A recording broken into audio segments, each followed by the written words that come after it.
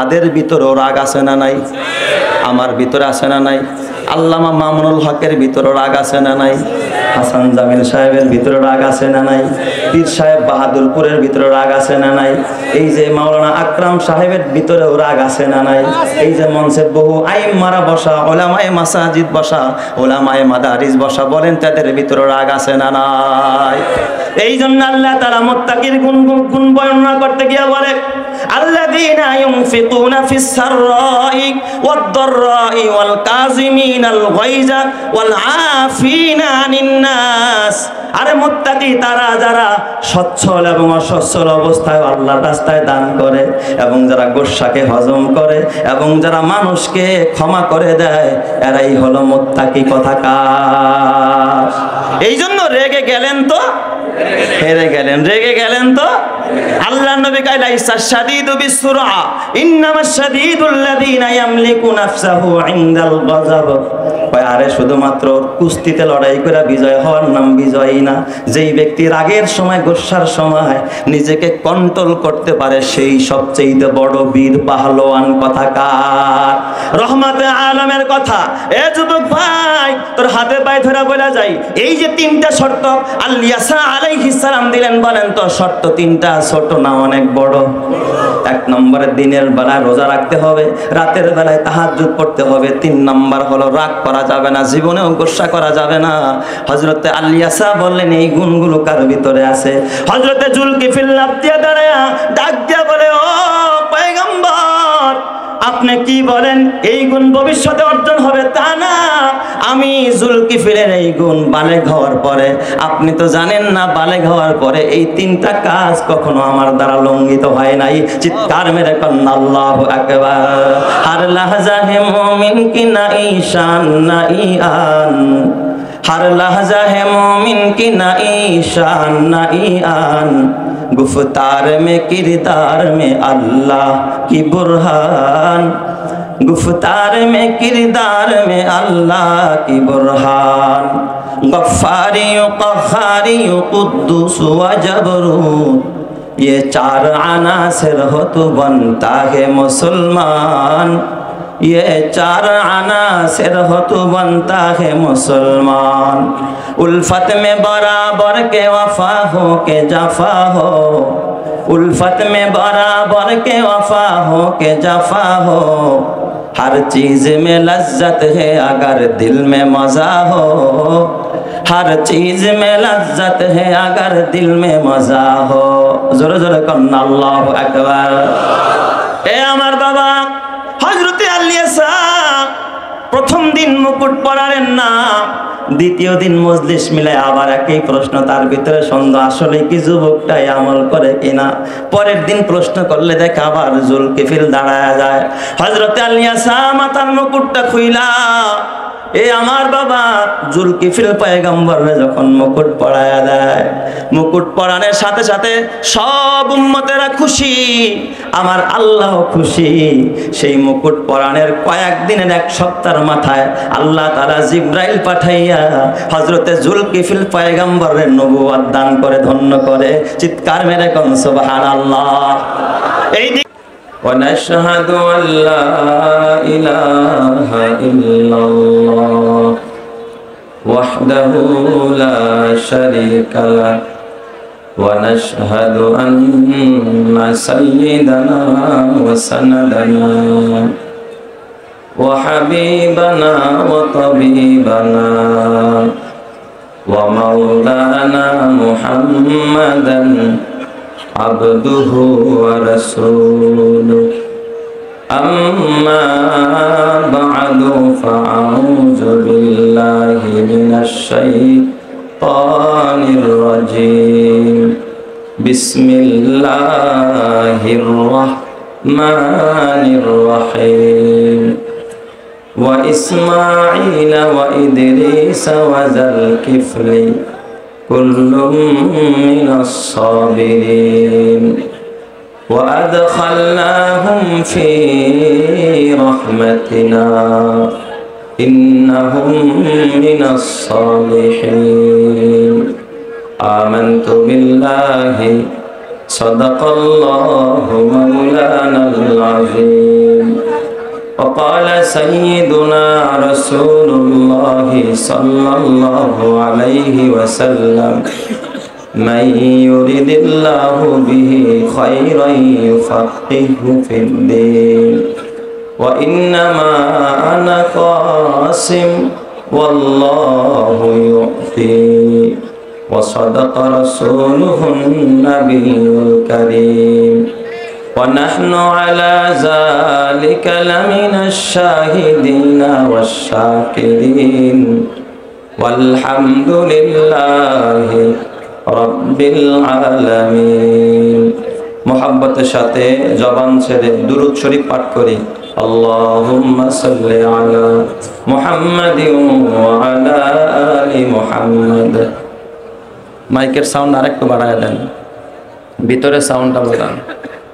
وعلى آل إبراهيم إنك حميد مجيد اللهم بارك على محمد وعلى آل محمد كما باركت على إبراهيم وعلى آل إبراهيم إنك حميد مجيد ربنا لا تزغ قلوبنا بعد إذ هديتنا وهب لنا من لدنك رحمة إنك أنت الوهاب। الحمد لله। ঐতিহ্যবাহী হযরত হাফিজি হুজুর রহমাতুল্লাহ আলাইহির বিশিষ্ট খলিফা হযরত মাওলানা আব্দুর রশিদ রহমাতুল্লাহ আলাইহি প্রতিষ্ঠিত জামিয়া আশরাফুল মাদারিস কর্তৃক আয়োজিত 2 দিন ব্যাপী 42তম ঐতিহাসিক ইসলামী মহাসম্মেলনের দ্বিতীয় দিনের সমাপনী অধিবেশনের শ্রদ্ধাভাজন সভাপতি আলহাজ হযরত মাওলানা আকরাম হুসাইন দামাত বরাকাতুহুল আলিয়া মুহতামি মত্র মাদ্রাসা। আজকের মাহফিলের প্রধান মেহমান মুসলিম মিল্লাতের দুর্দিনের কান্ডারি শাইখুল হাদিস ইবনে শাইখুল হাদিস আল্লামা মামুনুল হক হাফিজাহুল্লাহ। আমার আগে যিনি অত্যন্ত সুললিত কণ্ঠে সুন্দর আলোচনা পেশ করেছেন এদেশের তরুণদের আইডল নন্দিত মুফাসসিরে কোরআন হযরত মাওলানা হাসান জামিল হাফিজাহুল্লাহ। আসলে আজকে আমার দশা কি হয়েছে জানেন? আমি কিন্তু বেলা ডোবার আগেই আসছি এখানে। আমার এশারের নামাজের আগেই আলোচনা হওয়ার কথা ছিল। জীবনে বহু শুনছি মাইনকার সিপার ফাড়াওয়াশের সিপার, চোখে দেখি নাই, আজকে দেখছি। কারণ আপনারা সুরের ঝংকারও শুনেছেন, আবার বাঘের হুঙ্কারও শুনবেন। আমার না আছে ঝংকার, না আছে হুঙ্কার, কোনোটাই নেই আর কি। আমার বাবা ছোটবেলায় যখন আমি নুরানি মাদ্রাসায় পড়ি আর কি, আমাদের অনেক পাট বুনতো আর কি। তো মাদ্রাসার ছুটিতে বাসায় ছিলাম বর্ষার সিজনে, তো পাট নিয়ে বেলা ফজরের পরপরই পাট বিক্রি হয় বাজারে আর কি। তো একটা ডিঙ্গি নৌকা ছিল, পাট নিয়ে বাজারে যাবে। তো আমাকে বললো তুমি চলো একটু পানি সেচ দেওয়ার জন্য আর কি। নৌকার পানি সেচ দিব, ছোট মানুষ, আমারও শখ একটু বাজারে যাবো আর কি। তো পাট তো সাধারণত ডিঙ্গি নৌকায় কিনে না, বড় বড় নৌকায়, এই বিশাল বিশাল একটা না। তো আব্বা তো পাট দেখানোর জন্য ওই 2 বড় নৌকার মাঝখানে ঢুকছে আর কি। ওই দিক দিয়ে 2 পাশ থেকে আরো 2টা ঢুকছে। ওরা যখন চাপ দিছে মাঝখান থেকে দেখে আমাদের নৌকার যে গুড়া কয় না, একটা ছুটে গেছে আর কি। তো আমার কলিজা এমন চিপ মারছে, আমি তো চিৎকার মারছি যে এখনই বুঝি শেষ। তো আমিও এখানে এসে যে চিপটা খাইলাম আর কি, আমার ওয়াজ তো এই চিপেই অর্ধেক শেষ হয়ে গেছে আর কি। আর সামনে যে কি কথা বলবো অর্ধেক শেষ এখানে। তারপরে বসেছি আল্লামা মামুনুল হক হাফিজাহুল্লাহ আসা পর্যন্ত শুধু আপনাদেরকে নিয়ে একটু বসে থাকা আর কি। তারপরে যদি আল্লাহ গুনাহগারের জবান দিয়া 2 একটা কথা আপনাদের মহব্বতে আলেম ওলামাদের দোয়ায়, আমার ওস্তাদদের দোয়ায়, আমার মা বাবার নেক দোয়ায় যদি বের করে দেয়, আল্লাহ জনের প্রতি সর্বপ্রথম আমাকে এবং আপনাদের সকলকে আমল করার তৌফিক দান করেন। আর একটু মহব্বতের সাথে বলি আমিন। আপনারাও জানেন আমি কোনো বড় বক্তাও না, কিছুই আমার নাই, কোনো যোগ্যতা নেই, তারপরে বসেছি, বড়রা নির্দেশ করেছেন। আল্লাহ যেন এমন কিছু কথা বের করে অল্প সময়ের ভিতরে, যা আমার এবং আপনাদের সকলের হেদায়েত ও নাজাতের জরিয়া বনে যায়। সবাই বলি আমিন। পবিত্র কোরআনের সূরাতুল আম্বিয়া থেকে 85 এবং 86 নম্বর আয়াতে কারিমা তেলাওয়াত করেছি। তাফসীর করার মতো যোগ্যতাও নাই, ওই সময়ও আমার হাতে নেই। শুধু এই আয়াত সংশ্লিষ্ট কয়েকটি কথা বলে ইনশাআল্লাহ বিদায় নিব। আল্লাহ তাআলা এই আয়াতের মধ্যে বলেন, আমি প্রথমে আয়াতে ঢুকলাম আর কি, ভূমিকা দেওয়ার সময় নাই। আল্লাহ বলেন ওয়া ইসমাঈলা ওয়া ইদরিসা ওয়া যাল কিফলি কুল্লুম মিনাস সাবিরিন। আল্লাহ বলেন নবী আপনি স্মরণ করেন ইসমাইলের কথা, স্মরণ করেন ইদ্রিসের কথা, আপনি স্মরণ করেন জুলকিফিলের কথা। কুল্লুম মিনাস সাবিরিন, এরা সবাই ছিল ধৈর্যশীল বান্দা। সুবহানাল্লাহ বলবেন না সবাই? এই তিনজন নবীর নাম বইলা আল্লাহ তাআলা খবর দিছে, এরা সবাই কি ছিল? ধৈর্যশীল বান্দা ছিল। ইসমাইলের ধৈর্যের কথা তো আর বলার অপেক্ষা রাখে না, ইদ্রিস আলাইহিস সালামের ধৈর্যের কথাও বলার অপেক্ষা রাখে না। শুধু একজন পয়গম্বরের ধৈর্যের কথাটা একটু আপনাদেরকে শোনাবো, যেই পয়গম্বরের নাম আমার মনে হয় এই মজলিসের খুব কম মানুষই শুনছে। ওই নবীর নাম হযরতে জুলকিফিল আলাইহিস সালাম। নবীর নাম কি? কথা বলে না, নবীর নাম কি? চিনেন এই নবীরে? চিনেন? বাড়ি কোথায়? শিবচরে। হ্যাঁ, শিবচরে। আমি এক মজলিসে হযরত ইদ্রিস আলাইহিস সালামের আলোচনা করতেছিলাম, তো বলতেছিলাম যে ইদ্রিসরে কে চিনেন? তো এক বাচ্চা দাঁড়ায়, এক হুজুর আমি চিনি। কেমনে চিনো? হুজুর আমাকে বাসার 3 তলায় ভাড়া থাকে। কি কন? আল্লাহর নবীদের নাম শুনতে শুনতে মনে হয় যেন আমাকে বাসার মানুষই। সুবহানাল্লাহ। যেরকম সবাই হযরতে জুলকিফিলের আলোচনা হয়তো খুব কম সংখ্যক মানুষই শুনছেন, তাই না? তিনিও একজন পয়গম্বর। কে বলেছেন? আরো জোরে কে? ইমানের আওয়াজে বলতে হবে কে? ওয়া ইসমাঈলা ওয়া ইদরিসা ওয়া যাল কিফলি কুল্লুম মিনাস সাবিরিন। আল্লাহ বলেন এরা সবাই ধৈর্যশীল। আল্লাহ যদি কাউকে ধৈর্যশীল বলে, তিনি যে সত্যকারের ধৈর্যশীল, সত্যিকারের, এতে কোনো সন্দেহ নাই। কিন্তু এই গুণটাই আমাদের মধ্যে সবচাইতে কম।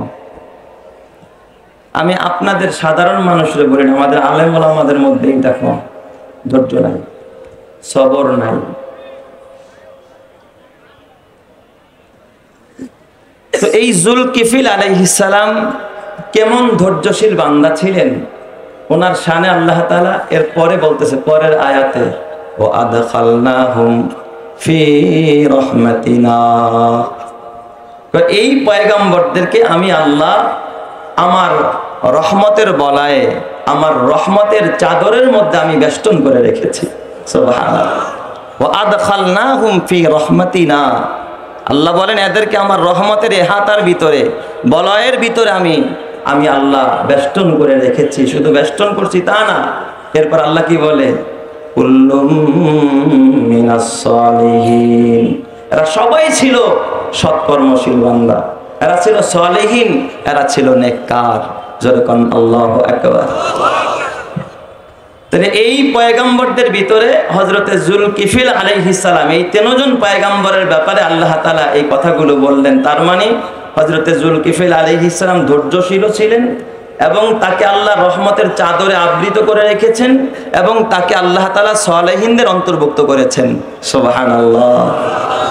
আবার আল্লাহ তাআলা সূরা সাদের 48 নম্বর আয়াতে হযরতে জুলকিফিল সম্পর্কে আরেকটা খবর দিয়েছেন।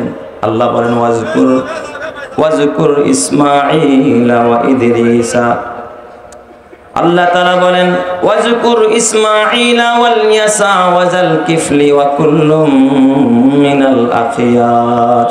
হে নবী, আপনি কিতাবের মধ্যে ইসমাঈলের আলোচনা করেন এবং আল ইয়াসা, আলিফ লাম ইয়া সিন আইন, আল ইয়াসা আলাইহিস সালামের আলোচনাও করেন এবং জুলকিফিলের আলোচনাও করেন, কারণ এরাই ছিল আমার শ্রেষ্ঠদের অন্তর্ভুক্ত, এরাই ছিল আমার নির্বাচিত বান্দাদের অন্তর্ভুক্ত।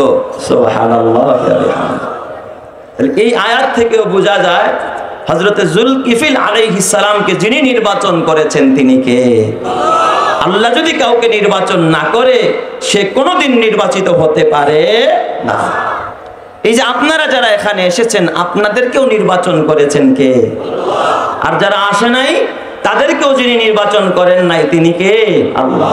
এই জন্য আপনারা এখানে এসে খুশি না বেজার? খুশির আওয়াজ আসতে হয় না জোরে হয়?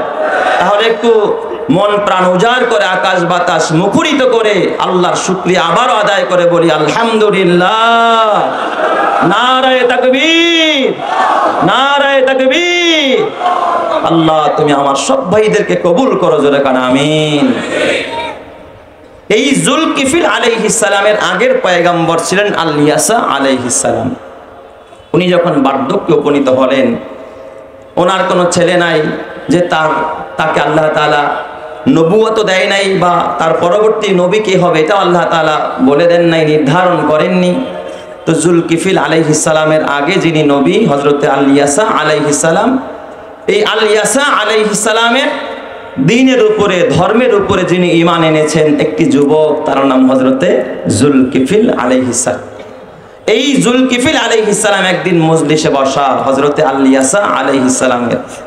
আল ইয়াসা আলাইহিস সালাম উনি মজলিসে বসে তার উম্মতদেরকে হেদায়েতের কথা বলতেছিলেন, পাশাপাশি তিনি একটা প্রস্তাব রাখলেন যে তোমাদের মধ্যে এমন কে আছো যে আমার পরবর্তীতে আমার রেখে যাওয়া এই আমানতের দায়িত্ব পালন করতে পারবে, ওহির ধারক বাহক হবে, আমার পরবর্তীতে আমার রেখে যাওয়া এই অসম্পূর্ণ কাজগুলো এই উম্মতের মাঝে সম্পূর্ণ করবে, এমন কে আছো? এই কথা বলার সঙ্গে সঙ্গে ওই মজলিসের তরুণ ছিল হযরতে জুলকিফিল, তিনি হাত উঠায়া বললেন লাব্বাইক ওয়া সাদাইক ইয়া নবী আল্লাহ, ওগো আল্লাহর নবী, আমি জুলকিফিল রেডি আছি আপনার এই আমানত রক্ষা করার জন্য, আপনার এই অসমাপ্ত কাজ সমাপ্ত করার জন্য। জোরে কোন সুবহানাল্লাহ। দাঁড়ায় গেছে হযরতে জুলকিফিল। হযরত আল ইয়াসা ডাক দিয়া বললেন, এই তরুণ তোমার নাম কি? কয় আমার নাম জুলকিফিল। কয় শোনো, আমি যার তার কাছে কিন্তু আমার আমানত আমি রাখবো না, আল্লাহর দেওয়া আমানত, নবুয়তের আমানত, ওহির ধারক বাহক কিন্তু আমি সকলকে বানাবো না। আমি এমন একটা ব্যক্তিকে নির্বাচন করতে চাই যার ভিতরে 3টা গুণ থাকবে। সুবহানাল্লাহ, জোরে কোন সবাই।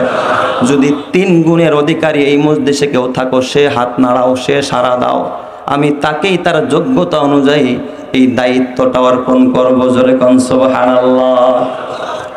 হযরতে জুলকিফিল আলাইহিস সালাম ডাক দিয়া বললেন, ও আল্লাহর পয়গম্বর, আপনি বলেন আপনার সেই 3টা শর্ত কি, যেই 3টা শর্ত পালন করলে আপনি এই দায়িত্ব আমাকে দিবেন বা যাকে খুশি তাকে দিবেন। হযরতে আল ইয়াসা বললেন, ওই 3 দায়িত্বের ভিতরে 1 নম্বরের দায়িত্ব হলো ওই মানুষটা এমন হতে হবে যেই মানুষটা কোনোদিন দিনের সিয়ামকে তরক করে নাই, সারা বছর যে রোজা রেখেছে। আল্লাহু আকবার, জোরে কোন সবাই। সারা বছর কি রেখেছে? রোজা রেখেছে। এমন একজন মানুষ আমি চাই যে সারা বছর রোজা রেখেছে। আপনারা বলেন সারা বছর রোজা রাখা সহজ না কঠিন? ইমানের আওয়াজে বলেন সহজ না কঠিন? এই পৃথিবীর ভিতরে আফজালুস সিয়াম যিনি পালন করতেন হযরত দাউদ আলাইহিস সালাম, একদিন রোজা রাখতেন আর একদিন রোজা তরক করতেন, একদিন রোজা রাখতেন আর একদিন খাইতেন, পরের দিন রোজা রাখতেন, এর পরের দিন খাইতেন, একদিন রোজা আর একদিন ইফতার, এইভাবে রোজা রেখেছেন হযরত দাউদ পয়গম্বর। আর একজন পয়গম্বর সারা জনম জনম বালেগ হওয়ার পরে, প্রাপ্ত বয়স হওয়ার পরে যিনি সারা জিন্দেগি রোজা রেখেছেন তার নাম হযরতে জুলকিফিল। চিৎকার মেরে কন্যা আল্লাহু আকবার। এ বাবা, রোজাদারকে সবচেয়ে বেশি পছন্দ করেন যিনি, তিনি কে? এই জন্য আমার নবী তার জন্মের দিনে প্রতি সোমবার রোজা রাখতেন। আমার নবী প্রত্যেক জুমা এ বাবা বৃহস্পতিবার রোজা রাখতেন, কারণ সোমবার নবীজির জন্ম হয়েছে। তাহলে নবীজির জন্মবার্ষিকী পালন করছেন। এটা কি বছরে একবার না প্রতি সপ্তাহে? আরো জোরে কোন, বছরে একবার না প্রতি সপ্তাহে? আল্লাহর নবী কি খায়া এ বাবা খায়া তারপরে জন্মদিন পালন করেছেন না রোজা রাইখা? এই যুগে যারা এ বাবা নবীর জন্মবার্ষিকী পালনের নামে ঈদে মিলাদুন নবীর নামে যারা জনমের খাওয়া খায়, যারা জিলাপির বন্যা বাওয়ায়, যারা জিলাপির দাম মার্কেটে বাড়ায় দেয়, বুঝতে হবে ওরা আশেকে রসুল না, ওরা আশেকে জিলাপি। কথা ঠিক কিনা? নবীজি বৃহস্পতিবার রোজা রাখতেন, কারণ কি? আল্লাহর নবীকে জিজ্ঞাসা করো, গো নবীজি বৃহস্পতিবার কেন রোজা রাখেন? নবীজি বলেন, তোমাদের আমল নামা প্রত্যেক বৃহস্পতিবার রবের কাছে পেশ করা হয়, আমার আমল নামাটা যেন আল্লাহর কাছে রোজা অবস্থায় যায়। এই জন্য আমি মোহাম্মদ ওই দিনটা রোজা রাখতাম। আর আমার এই যুগের কপাল পোড়ারা গায়ে হলুদের নামে, নষ্টামির নামে, এ বাবা সোনা কাটার নামে, তারপরে মুসলমানের নামে, তারপরে অবৈধ যতগুলো অনুষ্ঠান শুক্রবার করে, আগের রাতে কনসার্ট করে, গান গায়, যেই রাতে আমল নামা রবের কাছে পৌঁছে, ওই রাত্রটাকে এই মুসলমান শুধুমাত্র কলুষিত নয়, ওই রাত্রটাকে নষ্ট আর ধ্বংস করার জন্য তারা উঠে পড়ে লেগেছে। কথা ঠিক কিনা? আছে না নাই? জোরে কান, আছে না নাই? এ মুসলমান, আজকে মুসলমান ইসলামকে ধ্বংস করার জন্য অমুসলিম লাগে না, মুসলমানরাই যথেষ্ট। ঠিক বললাম না? ঠিক বললাম? দেখেন না, এই যে নিজের খাহাসকে পুরা করার জন্য, নিজের নেতৃত্বের খাহাস পুরা করার জন্য যারা দাওয়াতি এই কাফেলাকে যারা কলুষিত করার জন্য, দাওয়াতি এই মিশনটাকে বন্ধ করার জন্য, যারা পদের লোভী এ বাবা অটো আমিন হয়ে যারা বসে আছে নিজের ইমারতকে টিকানোর জন্য সন্ত্রাসী কর্মকাণ্ড চালাচ্ছে। কথা ঠিক না ঠিক? যারা এখন সন্ত্রাসী কর্মকাণ্ড চালাচ্ছে। গতকালকেও দেখেছি আল্লামা নজরুল ইসলাম কাসেমির মাহফিলেও তারা সন্ত্রাসী কর্মকাণ্ড চালিয়ে মাহফিলকে পণ্ড করে দিয়েছে। ওরা লাঠি সোটা নিয়ে কাকরাইল দখল করতে চেয়েছে। মুসলমান বুঝতে হবে, এদের ইসলামী দাওয়াত আসল উদ্দেশ্য নয়, ওলামায়ে কেরাম ইসলামকে দমন করার উদ্দেশ্য। তাদেরকে উচিত জবাব দিতে হবে। ঠিক কিনা? যারা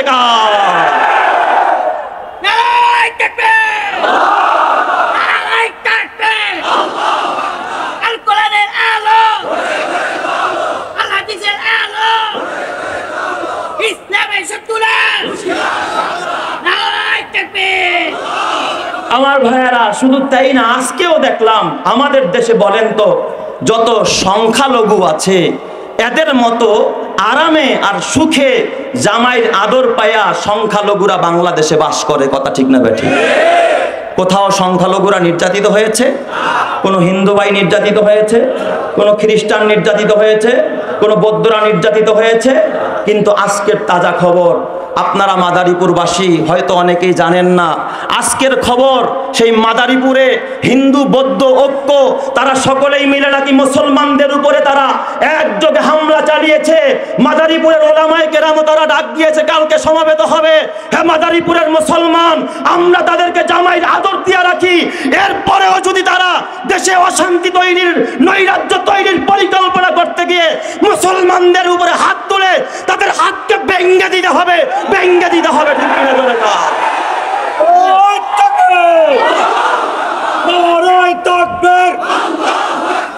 ইসলামের শত্রুরা, আলেম ওলামার শত্রুরা, আমার ভাইয়েরা, আসলে তো লম্বা সময় কথা বলার সময় আমার হাতে নাই। আজকে শাইখুল হাদিস ইবনে শাইখুল হাদিস এই কথা বলবেন। আমি শুধুমাত্র উনি মঞ্চে আসা পর্যন্ত এখানে বসে থাকবো, উনি আসলেই আমি ছেড়ে দিয়ে চলে যাব। তারপরেও শুধু আপনাদের বিবেককে নাড়া দেওয়ার জন্য দুই একটি মেসেজ দিলাম। আল্লাহ তাআলা যেন আমাদের বিবেককে জাগ্রত হওয়ার তৌফিক দান করে। জোরে কান আমিন। তবে মুসলমান, এখনো যদি আপনারা সেই অন্ধের মতো বসে থাকেন, আপনারা জানেন এই জমিনের মানুষ আইয়ুব খানের শাসন দেখেছে, এই জমিনের মানুষ বঙ্গবন্ধুর শাসন দেখেছে, এই জমিনের মানুষ আরে বাবা এরশাদের টালমাটাল দেখেছে, এই জমিনের মানুষ মঈনুদ্দিন আর ফখরুদ্দিনের খেলা দেখেছে, এই দেশের মানুষ খালেদা জিয়ার শাসন দেখেছে, শেখ হাসিনার শাসন দেখেছে। আরে বর্তমান যারা অন্তর্বর্তীকালীন সরকার তাদেরও শাসন দেখতেছে। কসম মহল্লার কেউ শান্তি প্রতিষ্ঠা করতে পারে নাই। এই দেশের মানুষ কোরআনী শাসন দেখতে চায়। ঠিক না ঠিক জোরে কান মুসলমান।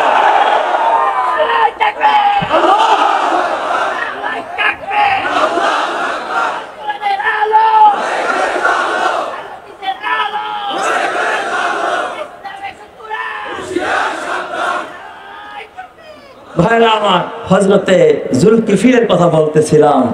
উনি ধৈর্যশীল মানুষ ছিলেন। সুবহানাল্লাহ বলেন সবাই। ধৈর্যের মূর্ত প্রতীক। অতএব নবীরা আমাদের জন্য মডেল। কথা বলেন, আমাদের মডেল কারা? এখানে কিছু পোলাপান আছে, কোনটা পোলাপানেরা হিরো আলমরে মডেল মানে। কেউ বা শাহরুখ খান, কেউ বা আমির খান, কেউ বা সাকিব খান। কথা কয় না? কেউ বা নায়িকা, কেউ বা গায়িকা। কসম আল্লাহর, এই জমিনের মানুষ যতদিন নবী মুহাম্মদুর রাসূলুল্লাহকে মডেল না মানবে, এই জমিনে কোনোদিন শান্তি প্রতিষ্ঠা হবে না। ঠিক না ঠিক জোরে কর। আমার ভাইয়ারা, হযরত আলী আসা বললেন, এক নম্বরের শর্ত হলো যে দিনের বেলায় কি করে? সিয়াম পালন করে, রোজা ভঙ্গ করে না। 2 নম্বরের আমল, যেই মানুষটা রাতের বেলায় কিয়ামুল লাইল করে, আল্লাহু আকবার জোরে বলেন সবাই।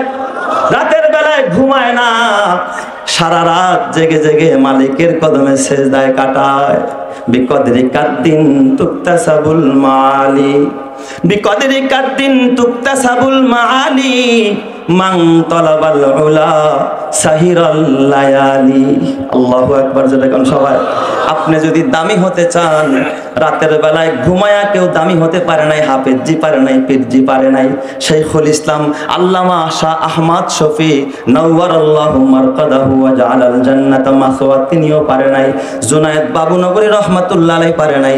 শাইখুল হাদিস রাহমাতুল্লাহ আলাইহি পারে নাই। এই যুগেও যারা আল্লাহওয়ালা, তারাও রাত্রিবেলা ঘুমায়া আল্লাহওয়ালা হতে পারে না। কথা ঠিক কিনা? আমার বাজান, হযরত আলী আসা বললেন, 1 নম্বর দিনের বেলায় সিয়াম, রাতের বেলায় কিয়াম। 3 নম্বরের শর্ত হলো যে মানুষটা কশিন কালেও কখনো রাগ করে না। কশিন কালেও কখন কি করবে না?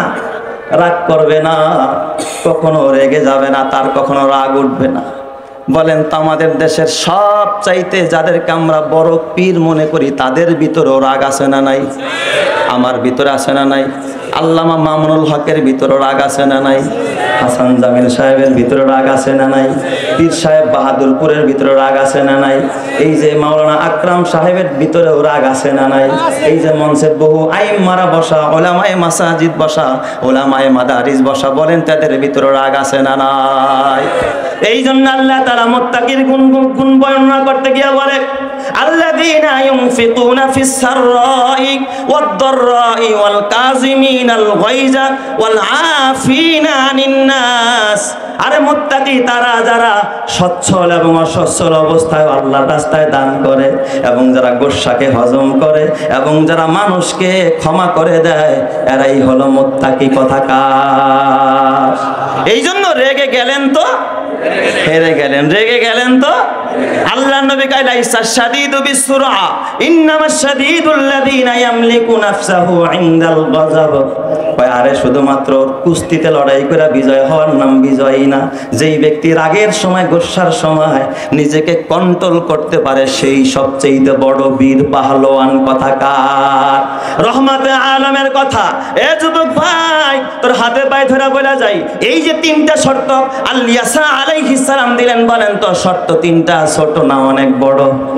1 নম্বরে দিনের বেলায় রোজা রাখতে হবে, রাতের বেলায় তাহাজ্জুদ পড়তে হবে। 3 নম্বর হলো রাগ করা যাবে না, জীবনেও গোসা করা যাবে না। হযরতে আলী আসা বললেন, এই গুণগুলো কার ভিতরে আছে? হযরতে জুলকিফিল লাফ দিয়ে দাঁড়ায়া ডাক দিয়া বলে, ও পয়গম্বর, আপনি কি বলেন এই গুণ ভবিষ্যতে অর্জন হবে? তা না, আমি জুলকিফিলের এই গুণ বালেগ হওয়ার পরে, আপনি তো জানেন না বালেগ হওয়ার পরে এই 3টা কাজ কখনো আমার দ্বারা লঙ্ঘিত হয় নাই। চিৎকার মেরে কন্যা আল্লাহু আকবার। হার লাহজা হে মুমিন কি না ঈশান না ইয়ান, हर लहजा है मोमिन की ना ईशान ना ईआन, गुफ्तार में किरदार में अल्लाह की बुरहान, गुफ्तार में किरदार में अल्लाह की बुरहान, गफ्फारी क़हारी कुद्दूस व जबरूत, ये चार अनासिर हो तो बनता है मुसलमान, ये चार अनासिर हो तो बनता है मुसलमान। उल्फत में बराबर के वफा हो के जफा हो, उल्फत में बराबर के वफा हो के जफा हो, हर चीज में लज्जत है अगर दिल में मजा हो, हर चीज में लज्जत है अगर दिल में मजा हो। जोरे जोरे कन्ना अल्लाहु আকবার। ए আমার বাবা হযরতে আলী সাহেব প্রথম দিন মুকুট পরালেন না, দ্বিতীয় দিন মজলিস মিলে আবার একই প্রশ্ন, তার ভিতরে সন্দেহ আসলে কি যুবকটাই আমল করে কিনা। পরের দিন প্রশ্ন করলে দেখে আবার জুলকিফিল দাঁড়ায় যায়। হযরতে আলী সাহেব মাথার মুকুটটা খুইলা, এ আমার বাবা জুলকিফিল পয়গম্বরে যখন মুকুট পরায়া দেয়, মুকুট পরানোর সাথে সাথে সব উম্মতেরা খুশি, আমার আল্লাহ খুশি। সেই মুকুট পরানোর কয়েকদিনের এক সপ্তাহের মাথায় আল্লাহ তাআলা জিবরাইল পাঠাইয়া হযরতে জুলকিফিল পয়গম্বরের নবুয়ত দান করে ধন্য করে। চিৎকার মেরে কোন সুবহানাল্লাহ। এই দিক দিয়ে শয়তান তাকায় দেখে, হায় হায় জুলকিফিল তো জিতে গেল, তার রাগ উঠানো দরকার, এই পথ থেকে তারা সরানো দরকার, টাইনা নামানো দরকার, এই কাজটা নষ্ট করা দরকার। যেটা করতেছে এই মৌলভী সাদের সাথে, কথা ঠিক না বেঠিক? শয়তান লাগছে তার পিছে, শয়তান লাগছে, শয়তান লাইগা এবার বুড়া মানুষের ভেষ দইরা শয়তান গেছে হযরতে জুলকিফিলের ঘরে। বুড়া মানুষ, বিশাল পাগড়ি লাগাইছে, মন হয় যেন এ বাবা বড় পীর আব্দুল কাদের জিলানীর খালাতো ভাই। আসলে এটা পীর না শয়তান? আর জোরে কোন পীর না শয়তান? যায় কয় হুজুর একটা বিপদে আছি। কয় কি বিপদ? কয়েকজনের কাছে টাকা পামু, খালি পাওনাদার টালমাটাল করে, যার কাছে পামু সকালে না বিকালে দেয় না, আপনি একটু আমার টাকাটা উঠাইয়া দেন। আল্লাহর বান্দা জুলকিফিল দিনের বেলায় রোজা রাখে, রাতের বেলায় বাবা তাহাজ্জুদ পড়ে, ঘুমাইতে পারে না। তার ঘুমের সময় হলো জোহরের পরে একটু কাইলুলা করে। এই টাইমেই গিয়া শয়তান ডিস্টার্ব করা আরম্ভ করছে, যেন রাগটা তাড়াতাড়ি উঠে আর কি, রাগটা যেন তাড়াতাড়ি উঠে। জুলকিফিল কয়, ও বাবা চলে যান, আগামীকাল 10টায় আমার দরবারে আসবেন, আমি আপনার পাওনা পরিশোধ করে দিব। সুবহানাল্লাহ। কোন পরের দিন 10টা থেকে 1টা পর্যন্ত বসা, কিন্তু চোরায় আসে না, শয়তান আসে না। জুলকিফিল আবারও বাবা পরের দিন যখন আবার জোহরের পরে একটু কাইলুলা করছে, ওই সময় শয়তান আবার দরজার মধ্যে এসে ঠাস ঠাস বাড়ি আরম্ভ করছে। ও জুলকিফিল দরজা খুলো। মাত্র চোখটা লাইগে আসছে আর কি। সারা রাত যেই মানুষটা তাহাজ্জুদ করে ঘুমায় নাই, চিন্তা করেন এই সময় যদি কেউ ডিস্টার্ব করে তাহলে তো তারে কাঁচা খাওয়ার কথা, ঠিক না ভাই? ঠিক। ঠাস ঠাস বাড়ি দরজা খুলেন। জুলকিফিল রাগ হয় না, দরজাটা খুইলা কয়, ভাইজান গতকাল তো আপনার জন্য জোহর পর্যন্ত অপেক্ষা করলাম, আপনি তো আসলেন না, বুঝছি মনে হয় ব্যস্ত ছিলেন এই জন্য আসতে পারেন নাই, নিজেই কয়া দেয়।